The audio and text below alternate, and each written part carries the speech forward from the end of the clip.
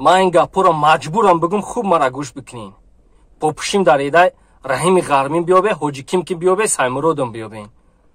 نسکی ندارم همیو را بیابین. خونم تعمیر نکرده، لامپوچکم سوخته، پولی موسر قرض دارم، یک کرتا ندارم. ای بایی کمتر نموستون استفاده ببرین. گپای من به شخصیت همه وابستگی ندارد، گپ جای خودش میوبد. سلام علیکم دوستانی عزیز، امیدوارم که انشاءالله خوب و سلامت هستید.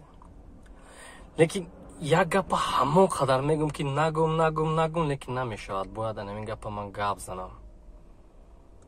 همین شب روز باور کنید اپاها و دودرها و دیگرها و مادرها و اولش که خداوند هیچ کس رو محتاج نسازد، لیکن بعضا نفرتون کمک ایزو بکشین، زنگ میزنه میگه همین نمره اکای رحیم غرمیه، نمره استاد سایمرود دولت، نمره حاجی کیم که من پو اویا تماما نمیدونی. من میگم برای چی پرابلم هسته؟ میگه پلی سویت قرضور شدم، یک دیگهش میگه پلی موسر قرضور شدم، یا تای دیگهش بگه که فلان چی خریدنم در کار نشیده است. ای کمتر ایزو بکشین. پلی سویت قرضور شدی، نیوژلی که تو به خاطر پلی سویت ایزو بکشین کمتر. باز تکرار میکنم که اونقدر مسئله جدی هم ندارید. اگر مسئله جدی میداشته خداوند خودش راستش میکرد. به کمک من، به کمک کسی دیگر خداوند خودش جای درکاری و آورده میرسون شما را. همون خودی رحیم غرمی پیدا میشه شما را کمک میکنه، خودی همون سایمرود دولت پیدا میشه، خودی همون حاجی کیم که شما میگه همون خودش پیدا میشه کمک تو میکرد.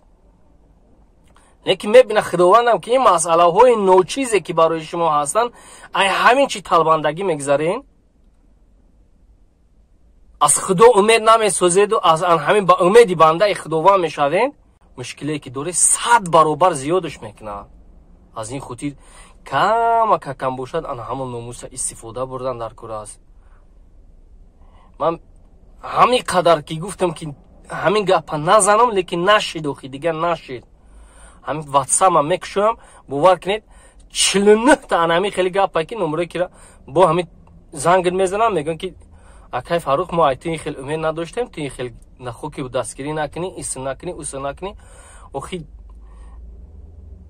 میبخشین، اخی رحیم غرمی من یگان خیش تبارم نمیشه شود که من بیابم شما باید کمک بکنه یا یک تای دیگهش.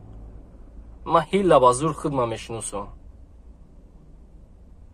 از این خاطر کم باشد پوشیم در ایده رحیم غرمی بیابین. نسکی ندارم رحیم غرمی بیابین. ای چی گپای به نام خدا قسم. ای کمتر ببرین کار که پر کارای.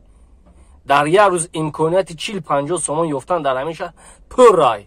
کمک برماده کار کنین. خفه نشوین اگه پای من. حقیقت تلخه بودن به سخت میرسد. نکی باید همین چیزی را که مثلا قبول نمیدونیش باید بگوی اخی. من نمیدونم دیگر چی بگم اخیر. باز تکرار میکنم اگر که مشکلات جدی شما داشته باشه، خداوند به درجه توغریش میکند که من خودم میگم که بیا اکا دستگیریت کنم، بیا اپا دستگیریت کنم. و یا روز دیگه یک نفر دیگر زنگ زده 80 مرتبه کامنتاری واتساپ بنویس با دشنام کرد حتی. بعد نشی گفتم ببینم چی میخواسته باشه، بعد معنی گپش معین بود. میگه که اکای فاروق خونه من باید ریمون بکنم، عبای بزنم، یکان کس نیست یاردم بکند. گفتم اپا جان خدا را شکر کن که تو خونه داری، مردم خونه ندارن، به خونه هستن لیکن این کاری تر نمیکنن. تو شکر کن که انم خونه را داری. تو به این درجه باز خواهش میکنم که از پلی او، از پلی سویت و از پلی اندوز و از پلی دیگر چی که قرضدار شدین، یک کس دیگر را ناراحت نکنین. رحیمم بیاب، حاجی کیم بیاب، من یگان تینها را نمیشناسم. تکرار میکنم، خفه نشید، تکرار میکنم که یگان تاشا نمیشناسم. لیکن شما هم کم تردموز کنید. سویتم سوختای لامپوشکا خریدن در کار، پوپوشیم کندای توفلی خریدن در کار. خدا نگهبانتون.